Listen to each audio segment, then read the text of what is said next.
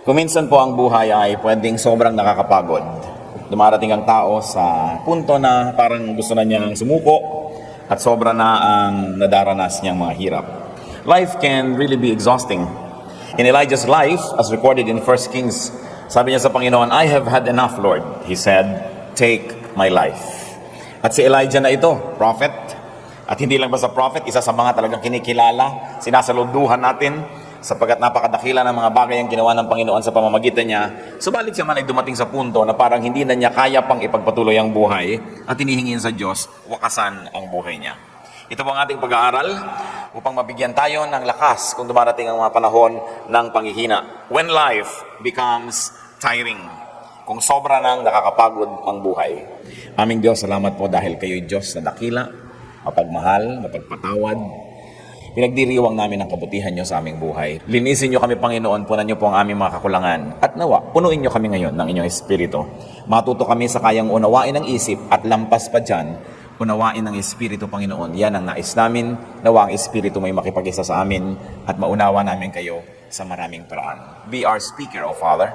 Quiet our hearts, still us, make us feel your presence. Teach us to enjoy your presence. Reveal yourself to us. Father, we pray that you will be speaking powerfully, that your message will come only from you, and that you will use only your servant as your footstool. Deal with us, teach us, lead us. In the name of Jesus, our teacher, we pray. When life becomes tiring, what do? Pag sobrang nakakapagod ang buhay, dapat munang mag-isip-isip. And life can be made tiring by wear and tear, by sameness. Pag dumarating po sa panahon na parang tayo yung nagsasawa, napapagod, nawawala ng excitement sa buhay, maaring pag-aralan natin kung bakit. At isa dyan, maaring nating makita paulit-ulit pala ang mga bagay na nakakapagod. Same problems over and over again. Yung problema nyo sa nanay nyo, sa kapatid nyo, sa asawa, sa kapitbahay, sa co-worker, yun at yun pa rin. Same weaknesses, same failures that keep manifesting over and over. And then same non-eventness of buhay, of life. Yung non-event, wala namang nangyayaring kakaiba, yun na lang nang yun, wala namang nakaka-excite, parang pag umaga, naghihintay ka ng gabi, sa gabi, naghihintay ka ng umaga, paulit-ulit, yun na lang ba yun? Same non-excitement, same boredom, and sometimes same meaninglessness. It can happen in our life. Probably our sorrow, our lack of energy can come from same thoughts, same fears, same doubts. Yung kinakatakutan natin 10 years ago, yung pa rin ngayon. Yung mga pinagdududahan natin noon, yun pa rin. At yung mga pinag-iisip natin noon, paraan ng pag-iisip, takbo ng ating isip, yun at yun pa rin. Therefore, there are the same patterns, same routine, and same mechanical existence that make life tedious. Nakakapagod ang paulit-ulit na wala namang bagong nangyayari. So, we must never forget that while life can be made tiring by sameness, the same life can be made exciting and stimulating by change. Kung sobra tayong napapagod sa buhay, mag-isip tayo, meron akong kailangang palitan. Sapagkat may himalang nangyayari pag merong napapalitan. If you don't like the sum total of what you are doing, change the equation. Kailangan palitin yung mga inilalagay na elemento. Ayaw nyo pa ng lasa ng inyong sinigang, palitan nyo ang sangkap, palitan nyo ang timpla, palitan ang proportion. Hindi pala maganda ang bunga ng nangyayari sa ating buhay, palitan ng ating mga itinatanim, ang ating mga pag-uugali. Matthew 18:3, the Lord said, "I tell you the truth, unless you change, you will never enter the kingdom of heaven." So here is a major idea coming from Jesus, clarifying the importance of change. A change of heart, a change of mind, a change of disposition, a change of the way people think.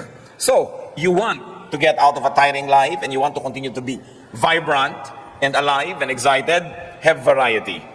It is important to introduce variety in our lives. Newness, for instance, because God is not God of sameness.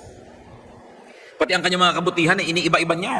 Lamentations 3:22 and 23, the Lord's compassions are new every morning. The Lord doesn't just recycle His old compassions. May bagong mukha, may bagong korte, may bagong kulay, may bagong hugis, may bagong tunog ang kanyang mga kabutihan sa atin. At araw-araw may bago. Sa ating pong buhay ba, may bago. If we have become creatures of habit, gagising kayo ng ganong oras, iinom kayo ng ganitong kape, Maliligo kayo ng ganong kahaba, gagamit kayo ng ganitong sabon, at isusuot nyo yung ganitong damit, at gagawin nyo yung ganitong bagay, araw-araw, linggo-linggo, buwan-buwan. Hindi po katakataka kung mapagod tayo sa buhay, kahit wala namang dapat ikapagod. But God is God of variety. In fact, creation was replete with connotations of variety. Nung nilikha ng Diyos ang mundo, ang unang-unang bumulaga sa atin na isa sa mga katangian ng Diyos ay gusto niya maraming pagkakaiba-iba. Tao lang nga una nilikha taong ganon, pagkatapos mamaya pinatulog ulit, ginawang babae at lalaki para magkaroon ng pagkakaiba. Yun agad ang unang ginawa ng Panginoon sa kanyang creation, ang unang ginawa na revision, nagkaroon ng change. Yung personality ng tao, nagkaroon ng babae at lalaki. Genesis 1:11, let the land produce vegetation according to their various kinds. So hindi lang isang uri ng halaman, ang daming uri ng halaman, at sa magkakamag-anak na halaman, ang dami pang iba't ibang uri. Kaya kahit okra, hindi magkakamuka. Iba-iba pa ang pagka-okra, iba't iba pa ang pagka-bougainvillea, iba't iba pa ang pagkamangga. May manggang piko, may manggang kalabaw, may manggang Cambodian, merong kung ano-ano. Kasi ang gusto ng Diyos, iba-iba. Genesis 1:21, God created the great creatures of the sea and every living and moving thing with which the water teems, according to their kinds, and every winged bird according to its kind. So meron pang mga nilalang na nasa tubig, nasa lupa, nasa himpapawid, at meron pwedeng nasa himpapawid at lupa, nasa tubig at lupa, maraming mga variety. Genesis 1:25, God made the wild animals according to their kinds, the livestock according to their kinds, and all the creatures that move along the ground according to their kinds. So have many kinds. Kayo rin po sa buhay. Kumisan pati yung sapin sa kama, 10 taon na, yun na rin ang yun The same punda, the same everything. Tapos nagtataka pa kung bakit parang walang kulay ang buhay. Di ba maganda naman na meron tayong mga pantakip sa kama na hindi naman kailangan maging mahal ito Na pang Pasko, Pasko yung kulay. Meron pang Independence Day, red, white, and blue, nakahiga kayo sa watawat. Meron kayo halimbawa pang Holy Week, puro mga violet. Pwede kayong gumawa ng pang February, may mga puso-puso. It adds variety to life. Pati mga timpla ng pagkain, yun na lang nang yun lagi ang timpla ng adobo, hindi mag-eksperimento ng iba. Yun ang platong kinakainan, samantala ang daming platong nakatago at tinitirhan lang ng mga gagamba. Have variety. It's important because God is God of variety, and there is something magical that happens when things are changed. Yun ang hairstyle, pwedeng iniiba-iba yan. Damit na isinusuot. Hindi kailangan laging uniform, lalo't hindi naman talaga uniform sa trabaho, kundi nakagawian na lang, yun na lang yung suot mo. Vary the facets of your life. Vary your activities. Vary your calendar and even your sense of place. Iba-ibahin ang ayos ng mga muebles, ang arrangement ng mga mesa, ng kama. Iba-ibahin ang kung saan kayo kumakain. Kuminsan kumain naman kayo sa labas. Kuminsan kumain kayo sa may gilid doon. Kumain kung saan. At kung kayo ay biniyayaan na may konting garden, may konting terrace, doon naman kayo mag-breakfast. Mapaiba-iba para naiiba ang takbo at pintig ng ating puso. Pati activities. Try something new. A person must never stop trying something new and making new friends. Lalong-lalo't kung tayo nagkakaedad na, ang balita na lang na natatanggap natin tungkol sa ating mga classmate ng elementary, mga kaibigan natin sa ating hometown, na isa-isa na silang nangamamatay, di ba? So puro na lang lungkot, yung may darating na news, may nalagas na naman, may namatay. Make new friends. Because as your old friends continue to graduate ahead of you, it's nice to make new friends. May panahon para sa bawat bagay. Maiksi ang buhay, subalit ito ay sapat na para maraming gawin ng tao sa loob ng isang panahon ng pagkabuhay. Ecclesiastes 3:1, there is a time for everything and a season for every activity under heaven. So may panahon para sa bawat gawain, sapat ang panahon. So that's important. So make life exciting by changing some things, by variety. Make life exciting by renewal. Ba't may nire-renew? Binabago. Sabi nga po sa 2 Corinthians 3:18, we are being transformed with ever-increasing glory. So even our spirituality is being transformed every time. It's never the same. It's never the same. Because you are never in the same place ever again. Kahit sinabi mong, ay December 25, Pasko na naman, it is never the same. Kasi ang mundo po umiikot sa araw. Akala nyo ba, pagbalik na gano'n, nandun sa the same place, yung araw kasama pang umiikot yan ng buong Milky Way, kaya hindi tayo bumabalik sa the same route every time. It's really never the same. So bakit kailangan maging magkakamukha ang lahat? Kaya rin kung minsan sa spirituality, yung mga iba nawawala na ng gana, ito na lang ba? Kasi wala namang bagong bago. Wala namang bagong verse na may memorya at na pag-aaralan, wala namang bagong doktrinang naririnig, at wala namang pagbabago ang attitude niya tungkol sa mga doktrina. Alam niyo po, yung mga paniniwala natin sa Panginoon, yung degree ng pagkaunawa natin sa Biblia, yung lalim, taas ng ating pagkaintindi dyan, paiba-iba yan. Hindi pwede na 5-10 years ago, yung stand nyo, ganun pa rin ngayon. Ibig sabihin, wala man lang na bago. Either you were already perfect 10 years ago, that's why you need not have to change up to now, or you really never even attempted to grow deeper. Hindi natin kayang ubusin ang Diyos. Hindi natin kayang ubusin ang kanyang karunungan, ang kanyang mga katuruan, kaya dapat lagi tayong may bagong pinag-aaralan, at huwag tayong matakot kuminsan na magpalit ng pananaw. Kasi nung una, childish pa lang tayo sa pananalig, bata pa lang tayo, ang alam lang natin kung anong sinasabi ng pastor, kung anong sinasabi ng teacher, kung anong sinasabi ng libro. But there comes a time when you must have a one-on-one with God and you begin to understand Him in a very personal way. That's why I encourage people to develop personal spirituality. So that, sky's the limit with the way how God would deal with you. Hindi kayo limited ng pulpit, hindi kayo limited ng theology, ng isang local church o ng isang Bible school, sapagkat ang lahat ng tao dapat may connection yan sa Diyos. At sino ang nakababatid ko anong pwedeng ipaalam sa atin ng Diyos na hindi pa niya ipinaalam sa iba? Napakaraming facets ang ating spirituality. That's why it need not be boring. Pero kung tuwing Pasko, kantata, tuwing Holy Week, 7 last words, syempre tuwing summer, may camp, tuwing ganito, may ganon, the same boring routine, even our spirituality and our religious life will become tiring. Kaya dapat pa iba-iba yan, hindi pare-pareho lagi. Pag tinamad na tayo at nahirati na tayo sa mga nakaugalian lamang, nag-uumpisa na tayong kalawangin, at nawawala na ng sigla ang lahat ng aspeto ng ating buhay. So, renew your mind. And very especially because we're talking about life being tiring. Kung meron po tayong kasama ngayon, merong nakikinig ngayon na nagsasabing sawang-sawa na ako sa buhay. Pagod na ako sa buhay. Isa lang ang gawin nyo, may iba ang lahat. Renew your mind. Renew your thought. Renew your values and aspirations. Renew your position, your alignments, and things will change. Halimbawa, sawang-sawa na kayo sa ugali ng inyong asawa. Baguhin nyo naman ang pag-iisip nyo. Sabihin nyo, hindi siya magbago, babaguhin ko ang attitude ko sa kanya. Ayaw umuwi lagi, ginagabi na. So, pababaunan ko nga ng hapunan. Diba? So, sa umaga sa mo, honey, magbabao ka Tupperware para makagabihin ka. Diba? Flashlight, ito, para hindi ka gabi. Ba't ninyo ibahin ang attitude nyo, lalo sa mga bagay na hindi naman talaga magbago-bago, kahit kayo magpatiwati-warik, magpasirko-sirko, ayaw magbago. Hindi kayo ang magbago ng pananaw. Pagka hindi siya ang nanibago, at siya ngayon nagpasirko-sirko sa pagkalito. Yung mga taong ayaw magbago sa ating buhay, anong gagawin ninyo? Magmumukmo kayo habang buhay? Baguhin nyo ang inyong attitude. If they want change, well, you have the power not to change them, but to change your attitude. Then everything will change. Everything. Kung minsan kasi pinagpipilitan nating baguhin ang lahat sa ating paligid, kaya hirap na hirap tayo. Samantalang hindi naman nagbabago, kahit anong gawin natin, edi mas madaling baguhin ang ating isip. Sabi sa Romans 12, verse 2, do not conform any longer to the pattern of this world, but be transformed by the renewing of your mind. Gusto nyong maiba? Ibahin ninyo ang takbo ng inyong pag-iisip. Then maiiba kayo. Kung dati na lang kayo laging nervyoso, di ba? Ibahin ninyo ang attitude nyo sa inyong kinakanervyosan. Pag nag-iisa na kayo, nervyosin kayo, ngayon sabi, wow, salamat, nag-iisa ko, walang abala, I can pray, I can sing, I can dance to the Lord. No? Pagka nag-aalala kayo, wala kayong kapera-pera, sabi, wow, walang mananakaw sa akin. Diba? Sarap-sarap ng tulog ko. Wala man lang kong alahas, makakapaglakad ako kahit saan ang walang alalahanin. Baguhin nyo lang yung pananaw, maraming maiiba. At hindi lang yan pang-kondisyon sa sarili, para utuin natin ang sarili natin para tayo sumaya. Kasi sinabi na nga be changed by the renewing of your mind. If you're not happy with the reality around you, make your own realities. Because everything is in the mind.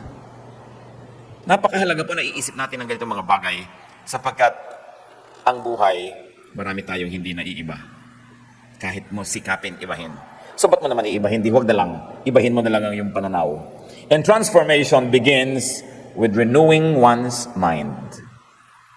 Ang tunay na pagbabago ay nagaganap sa loob ng isip ng tao. Begin changing things by changing the way you think. Renew what goes in your mind and you will definitely renew what goes out of it.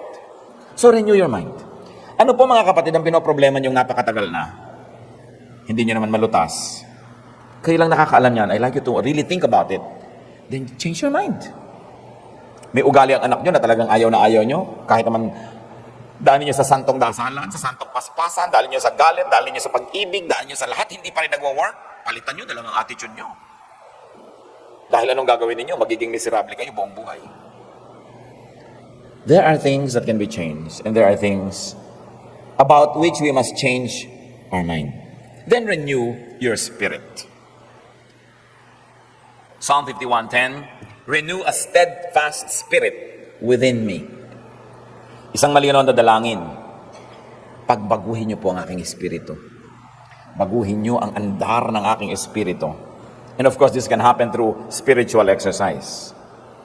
If you are not happy with your spirituality, if you are not happy with your spiritual strength, with your spiritual life, what do? Change your spiritual exercises. Then definitely the product will be changed.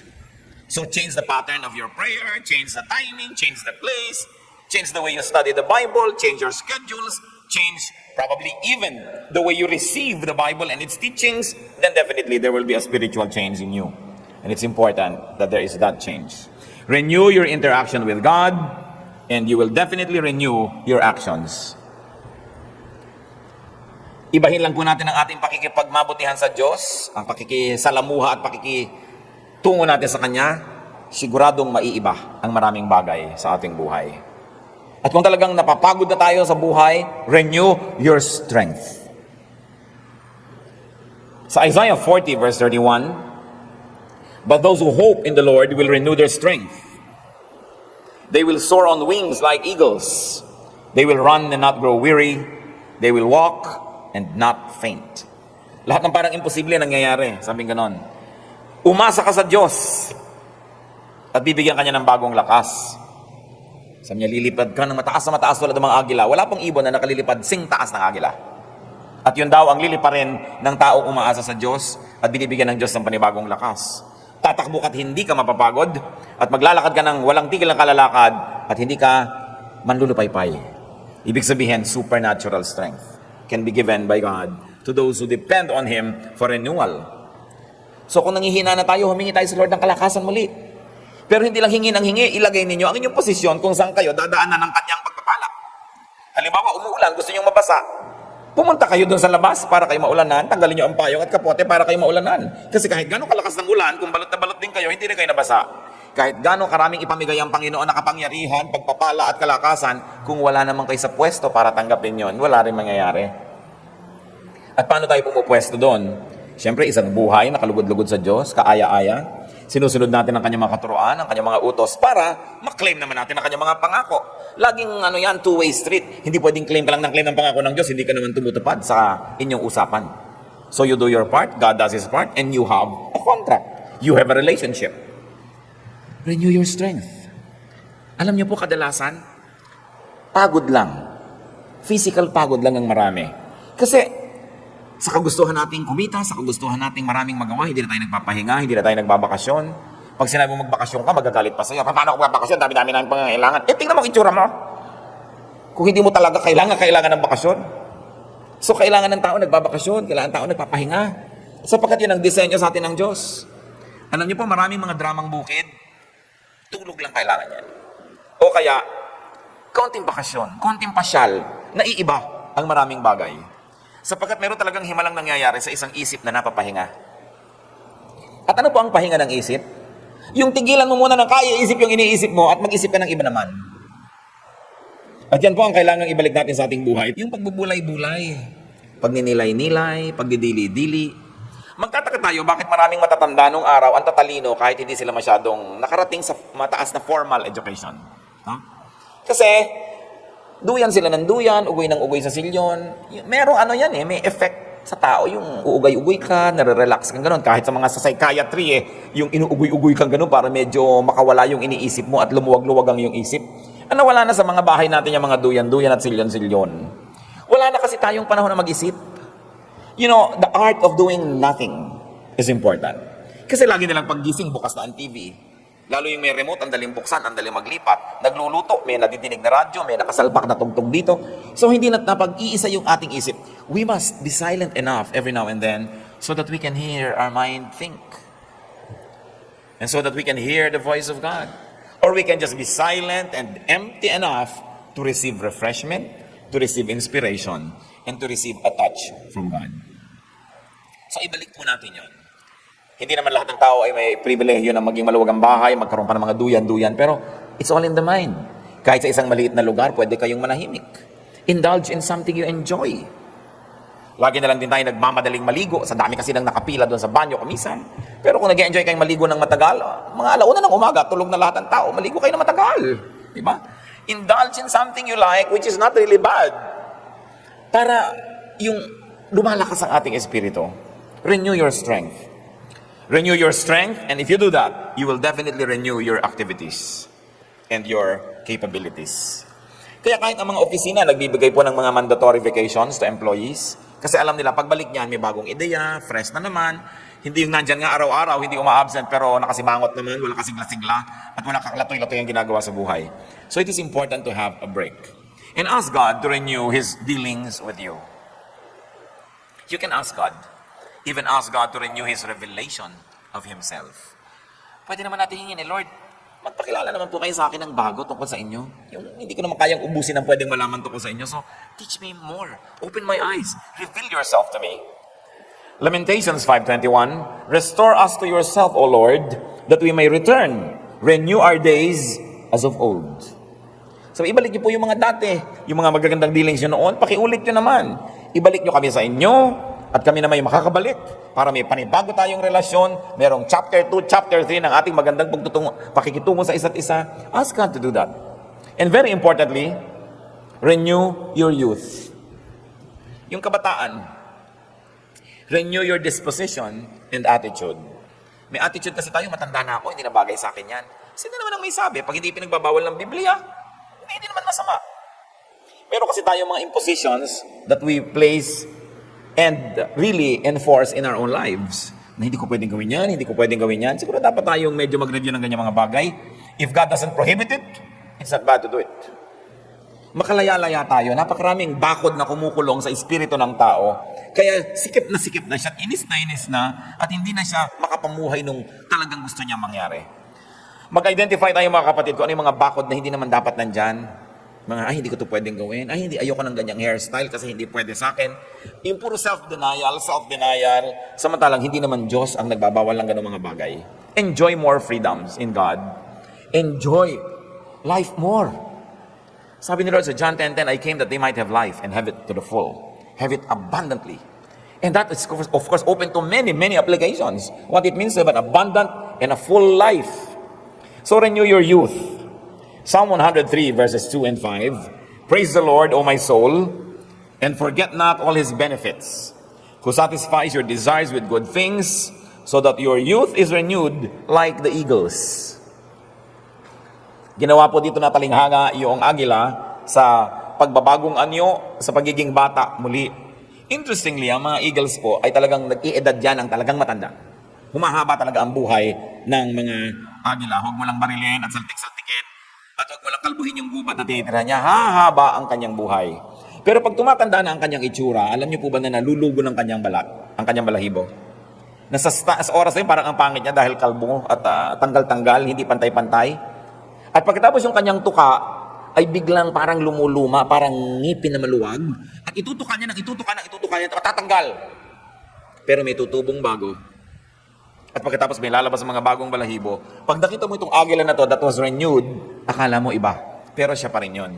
Kaya sinabi dito, the Lord satisfies your desires with good things, so that your youth is renewed like the eagles. Kaya ginawa siya na example. Na pwedeng-pwede, na kahit may edad na tayo, magkaroon pa rin tayo ng anyo, ng lakas, sigla, pananabik sa buhay, na parang para lang sa mga bata. Hindi yung pagka tayo po ay nagkaedad na, parang inaantay mo na lang tawagin ka ng lupa. Kailangan meron tayong mga proyekto, meron tayong mga excitement, meron pa tayong mga inaasahang mangyayari para ang buhay patuloy na maging kasiyasiya. All in all, it's really just about changing the way we think. When life becomes tiring, you need a change of scenery. You need a change of pace. Kung mabilis, magbagal. Kung mabagal, bilisan. You need a change of focus and point of view. It's all a matter of point of view. Maraming mga bagay, pareho lang yan, pero iba ang pananaw ng iba't ibang tao. Kaya ang iba't ibang tao, iba't iba ang nararamdaman tungkol sa bagay na yun. Pag umuulan at ayaw mo ng ulan, malungkot ka. Pero yung natutuwa sa ulan, masaya. So bakit hindi mo turuan ng sarili mo na bawasan ang ayaw mo sa buhay para nababawasan ang iyong mga kalungkutan? Ayaw mo pala sa ulan, turuan mo ang sarili mo na mahalin ang ulan at magustuhan yan talaga. Para tuwing umuulan, hindi ka kailangan malungkot kasi whether you're happy or sad, it will rain. That will not change, but you can change your attitude. Alam niyo po yung mga taong maraming ayaw, maraming hindi pwede, maraming kasalanan, mahirap sumaya. Ayaw pang mahiga kung ganito ang sapin, ayaw pang kumain kung gano'n ang kutsara, ayaw pang umupo kung gano'n ang silya, ang dami-dami niyong hindi may enjoy sa buhay. That's why, to be happy in life, it's better to be easy. Just be easy. We don't mean morally easy, ha? Pero yung easy lang. Kung ano nandyan, sige. Bawasan po natin ang mga ayaw natin. Kasi yung mga ayaw, it's only in the mind, eh. You are only conditioned to like something or to dislike something. But then, through discipline, you say, papalitan ko ang attitude ko. Iibahin ko. Lalong-lalo sa mga bagay na hindi ko naman kayang ibahin, ang iibahin ko na lang yung isip ko. Katulad ng traffic, you get caught in the traffic, ang daming tao umiinit ang ulo sobra sa traffic. What can you do? You say, wow, mabuti na lang, hindi kami mag-overspeed, walang mamamatay sa banggaan. Kasi alam nyo, ang daming namamatay sa banggaan at aksidente pag maluwag ang kalsada. At lalo't hindi naman kayo nagmamaneho, hindi pwede ang dami nyo pwedeng ibang gawin, mag-isip, manalangin. Ba't di kayo magdala ng ganchilyo? Diba? Kung anong magawa nyo sa buhay, ang dami mga tao nakakapagtaka, inuubos ang panahon sa pagiging inip, ang dami-daming pwedeng gawin, pwede kang may madalang magawa sa buhay. So, it's an attitude. If what exhausts you cannot be changed, just change your mind about it. Because God, anyway, is God of change. God can help you if you're tired. But you also have to see what you can do as a human being. See, change your scenery, change your pace and speed, change your attitude, and it's impossible not to be happier in life. Aming Diyos, kami po ay nagpapasuri sa inyo, lalong-lalo kami mga kasama kami ngayon na napapagod. Pagod na, paulit-ulit na problema, paulit-ulit na mga pahirap, paulit-ulit na mga bagay na hindi na tuloy nagbibigay ng kasiyahan. Sa mga kapatid na nakalampas na dito't nakaraan na, salamat Panginoon sa iyong naging biyaya. Sa mga kapatid na ngayon ay dumaraan sa ganitong hirap, nawa Panginoon, maging pagpapala ang pagbubulay-bulay na ito, na matuto kaming palitan ng maraming bagay upang maiba ang wakas ng aming mga ginagawa. At Panginoon, kung darating pa sa ibang mga kapatid ang ganitong hirap sa buhay na parang wala nang kahulugan ng buhay at gusto nang bumaba at ayaw nang makisali pa, nawa ipaalala mo ang mga katuruang ito. Palakasin mo ang aming isip. At sa maraming mga kapatid, Panginoon, na hindi naman sila sobrang pagod, hindi naman gustong wakasan ang buhay, hindi naman pagod na pagod, ituro mo sa amin na maging matulungin sa aming mga kapatid, na magbukas ang aming mata, ang aming tainga, that we can be sensitive, probably to our own spouse, our own parent, our own child, our own brother or sister, friend, who may be suffering, who may be tired. Turuan mo kami, Panginoon, to minister to them so that we can become channels of blessings. Ituro mo sa amin, Panginoon, kung paano makakatulong sa mga lubos sa mga nabibigatan sa kanilang buhay. Magbulay-bulay tayo mga kapatid, manalangin ng taimtim at tahimik sa ating kinalalagyan, yumuko tayo sa presensya ng Diyos. Hilingin natin sa Kanya kung anong malinaw na mensahe para sa bawat isa sa atin. Sa mga kahirapan, ano ang pahirap sa buhay na pwede nating palitan? Oras na pinalitan lang natin ang ating attitude. Paglinawin ng Panginoon ang ating isip, at nang lalo pang lumaki ang posibilidad na magkaroon ng kahulugan, kasiyahan ng ating buhay. Kalooban ng Panginoon na tayo ay maging masaya, maging maayos ang ating buhay, at maging makabuluhan. Manahimik sa ilang saglit, at makinig sa tinig ng Espiritu kung ano ang personal na mensahe sa atin ng Diyos.